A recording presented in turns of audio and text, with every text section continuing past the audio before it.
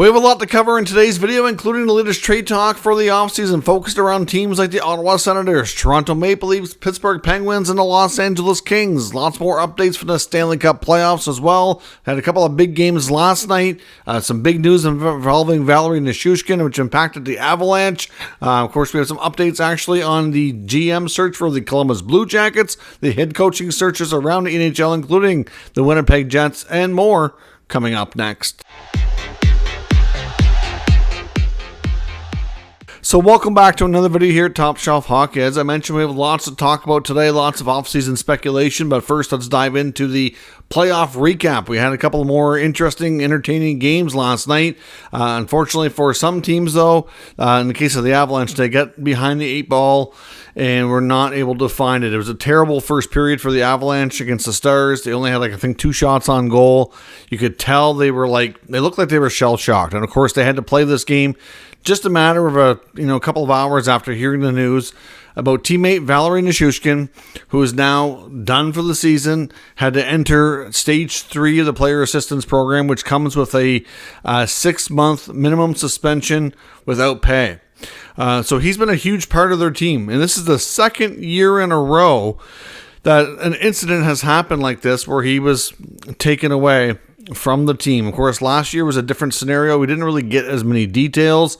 We know in his hotel room in Seattle when they were playing the Kraken, there was a lady with him, appeared to be drinking or whatnot. They had to call 911. It was a whole weird situation that we never really got clarification on. All we knew is from there for the rest of the playoffs that he wasn't with the team anymore.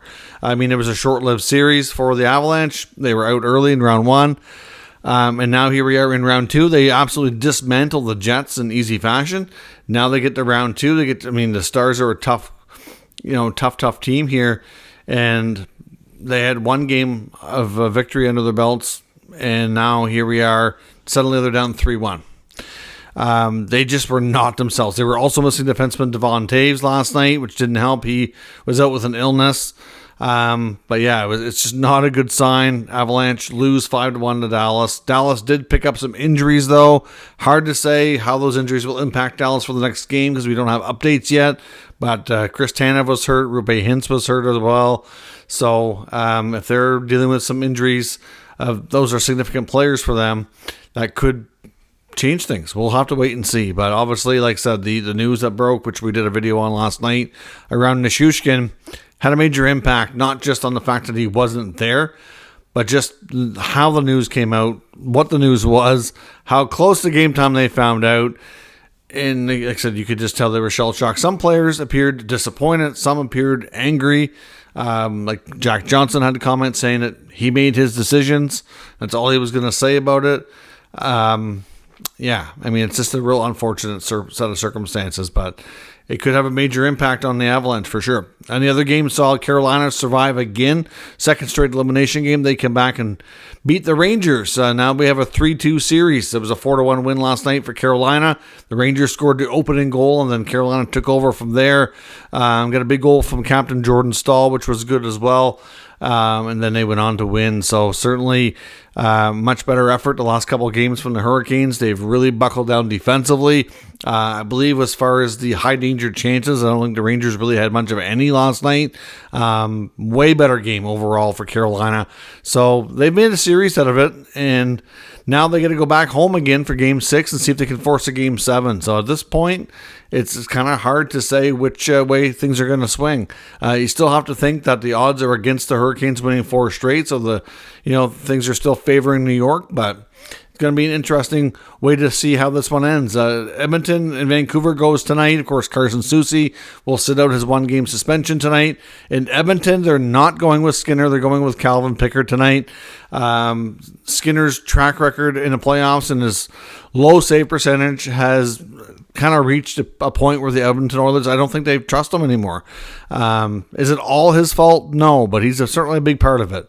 And as much as he's had better success in the regular season, the playoffs still continue to be a major issue for him. So we'll see. I mean, obviously the Canucks are getting a 3rd-string goaltender, but he's been outplaying them, So Calvin Pickard, we'll see what he can do. His results are good. Pickard is, but he doesn't have. This will be his first playoff game ever. So I hope for the Oilers' sake they're not overreacting. Skinner does have a really good bounce back record, but apparently that threshold of trusting him has been tapped out. The Boston-Florida series will go back tonight. Brad Marchand also remains out. We'll see if Florida can close out the Bruins. I don't know if the Bruins are going to be able to focus on hockey or if they're going to be focused on getting revenge, because it sounds like they're certainly really focused on Sam Bennett and, of course, the Marchand injury. And if they don't focus on the game, they're not going to be able to win. So I'll be curious to see how that goes. I'd like to see Boston win just to extend the series, just, for my own sake, just to get more entertainment out of it. But Florida's certainly going to be trying to close things out. And on my bracket, I did pick Florida to win. So we'll see how that one goes. Should be some more fun games here this evening. We got an update for the first time in a little while on the 2018 Team Canada World Junior Championship sexual assault case that has 5 players that were from the NHL facing these charges. Lawyers appeared virtually in court today. There was speculation that the trial date for these 5 players could be set today. That did not happen, but it does sound like they will be doing that on June 11th. So that's not too far away. And before we were hearing that the trial could be into late 25 or early 26, now the reports today suggested that it could be early 25. So really, if you think about it, that's not that far away. Obviously, for the victim's sake, to be able to get some justice and to get this case closed, I'm sure that would be something they very much look forward to. And from the players' perspective, of course, they're going to proclaim their innocence like they have so far.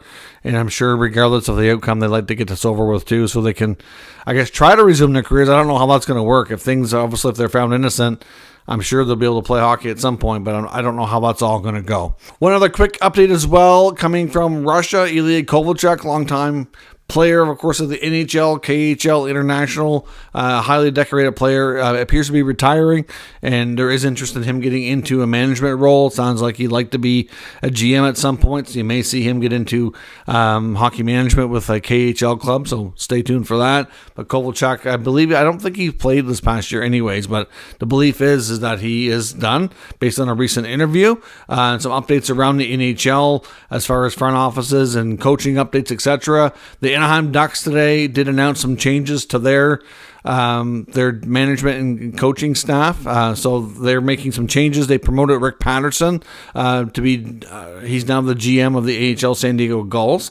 They've also taken Mike Stapleton, and he's now the AGM of the Ducks. And Assistant General Manager Rob DeMaio has left the team due to personal reasons.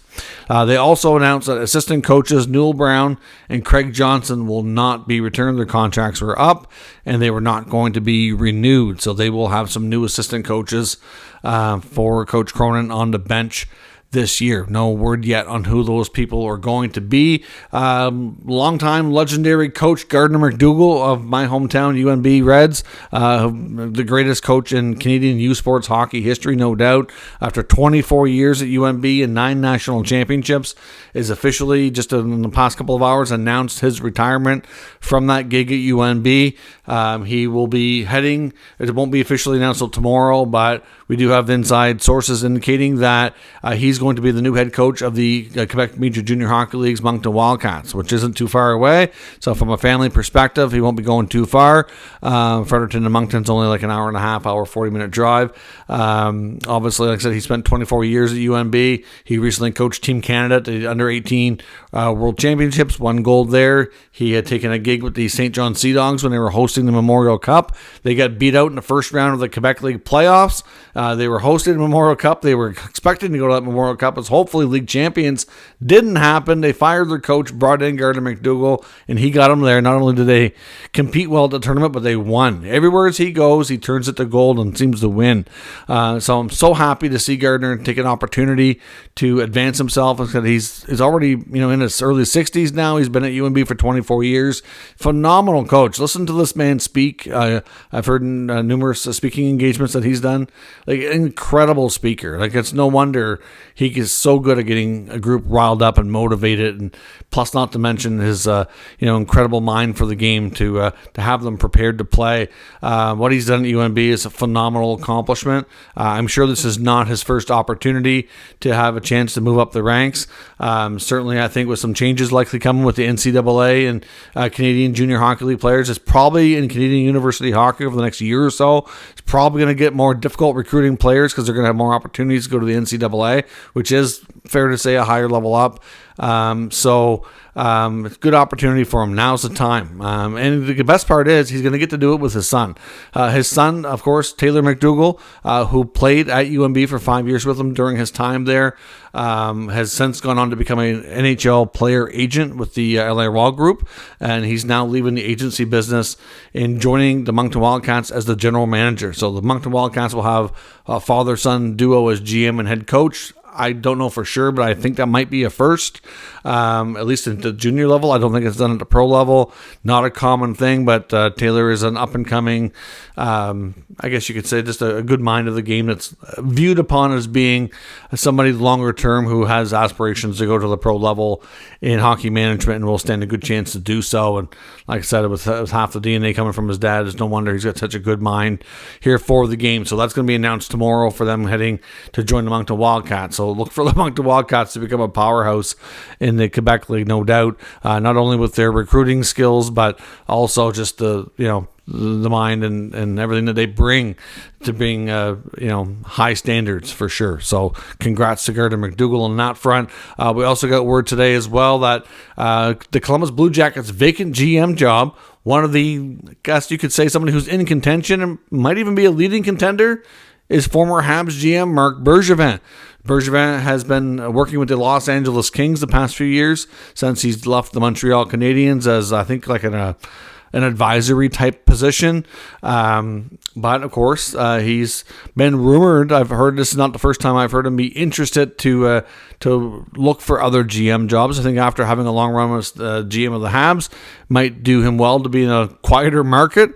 I know at the end of it, he looked pretty stressed after a long run there, but certainly somebody who's, I think, got a lot of passion for the game and, eager to get back in. Of course, his longtime director of amateur scouting in Montreal, who was to run the draft, Trevor Timmins, has been working in Columbus as well for the past couple of years, and I'm sure that connection might not hurt. To see Bergevin, Timmins back together in Columbus would be something.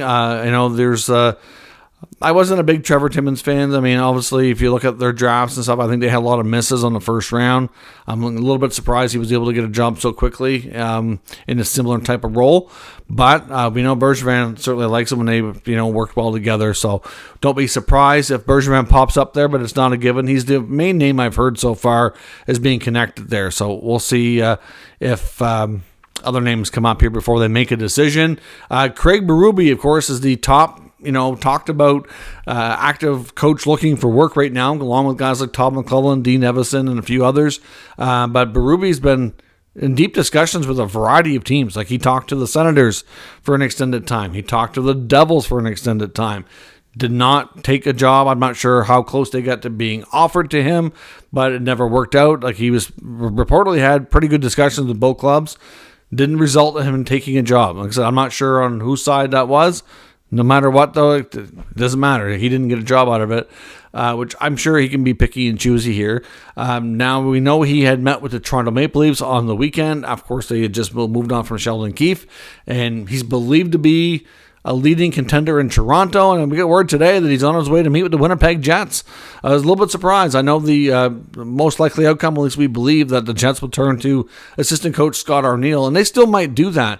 As much as they kind of want to explore the market, if they have a chance to get a guy like Berube, I think they have to jump on it. As much as you like Arniel, Berube's a more established, proven coach who's won a Stanley Cup, and if he's willing to go there and they can work it out, that's great for the Winnipeg Jets, obviously. So we will see. I mean, obviously, if the Jets don't come to an agreement with Berube, then perhaps they will turn to Scott Arniel. But they have to at least do themselves the favor of exploring the market at the very least. So we'll see what how things work out for Berube. Todd McClellan and Berube, the main two names being linked to the Leafs right now, so we don't know if anybody else has been interviewed outside of those guys, and now Berube interviewing with Winnipeg, so be curious to see how everything ends up shaking out, but obviously he's trying to make sure that he gets the absolute best spot. I guess what he likes, I'm sure money's playing a role. I'm sure his best fit for opportunity to win and all that, and fit with the organization is going to play a role too. So we will see where Berube finally ends up. Now I'm in the trade rumors section. We're going to look at a variety of teams, like I said, Toronto, Ottawa, Pittsburgh, and LA. Let's start with Ottawa. A new article today from Bruce Garriock of the Ottawa Sun and TSN talking about some of the things we might see from Ottawa. They were talking, he mentions Erik Brannstrom as a player to watch. Obviously, he believes that between now and the NHL draft, that the Sens are likely going to try to move Brannstrom, mainly to make room for Tyler Kleven. They certainly, Steve Staios, the new GM, of course, a longtime NHL defenseman himself, I think understands the fact that, especially if you look around the playoffs and the teams that are still in it, the teams that are having more success, you need some size in that back end. And right now, the Sens don't have it. They do have one big defenseman on the left side. That's Tyler Kleven, who spent the year in the minors. And it does look like he could be a real good player for them and a big part of their future. So in an effort to make room for him, it is a real possibility that Brannstrom does get moved. If they get to the point that qualifying offers need to be issued and he's not moved as of yet, it is possible that they might not give him one, making him a UFA.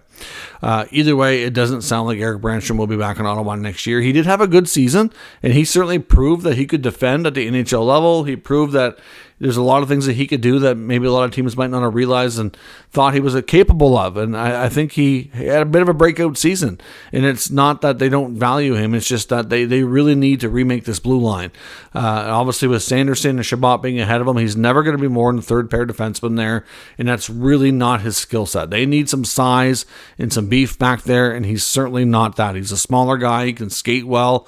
He gets out of trouble, can move the puck. It does have a little bit of an offensive flair to his game. And given, like I said, the fact that he's not real big, he did work on the PK and he did some good things, but clearly there were times when he was outmatched in front of the net and things like that. And, like I said, it's not that they don't like him. They just need a different look and different dynamic back there. And Kleven easily could be that guy. As far as Jakob Chychrun goes, no word yet on his future. We haven't heard a lot about him, but it is believed that, I guess based on the article from Garriock, really it's like Sanderson and Zub and Chabot are kind of like your main ones that aren't expected to go anywhere to a degree. Jacob Bernard-Docker, who's also a right shot defenseman, but I think they'd like to find a top four right D so they can move Jacob Bernard-Docker down to the third pair, which would probably be better suited for him if he could pair with Kleven. That would be better. I know there's going to be interest for them, especially with Travis Green being the new head coach and Chris Tanev, if he becomes a UFA. I don't know what their odds would be of getting him. There was talk about the Sens being linked to Tanev before the trade deadline, but he ultimately ended up going to Dallas. Belief was he wanted to go to a playoff team, and I'm not sure if he would have wanted to go to Ottawa at the time, but obviously he'll have his playoff run, and I know there is interest in Dallas to keep him, but it will be challenging financially for them to do so. So we'll see if they, try to bring him in. It's certainly somebody that, like I said, there's interest, but I don't know if the interest is mutual, and I don't know what the contract's going to need to look like to be successful in landing him, but certainly somebody they're going to keep an eye on for sure. But like I said, with Chychrun being on the block, it's more about a case, again, not that they don't like Chychrun, it's just a need to balance things out on that back end with the right type of structure. And lots of things I like about Chychrun's game, but there were times defensively that he does struggle. He's more of an offensive D, and they have that already in a couple of other guys. It's not that, there is the possibility that Chabot goes instead of Chychrun, but the belief is that Chabot is so well liked in the organization, brings a lot of leadership. Not that Chychrun doesn't, but just he's been there a long time, that they'd have a tougher time moving him. But at the same time, you could say that this organization has new ownership, new GM. They don't really have ties to any of these players. If they have a deal that makes them better, they're going to be more likely to want to do it. And Chabot does have a modified no trade that kicks in July 1. So we will see. But at the end of the day, it's belief that the Sens blue line will look a lot different next year, and you're likely going to see some names like Brannstrom, Chychrun, possibly not there. Also, we saw Lassie Thompson sign in Sweden to go back to Europe, play in the SHL. It's believed that Igor Sokolov might be another prospect that they just don't have room for and just haven't really worked out in the NHL. He didn't get any NHL games this year. He's had a terrific AHL run.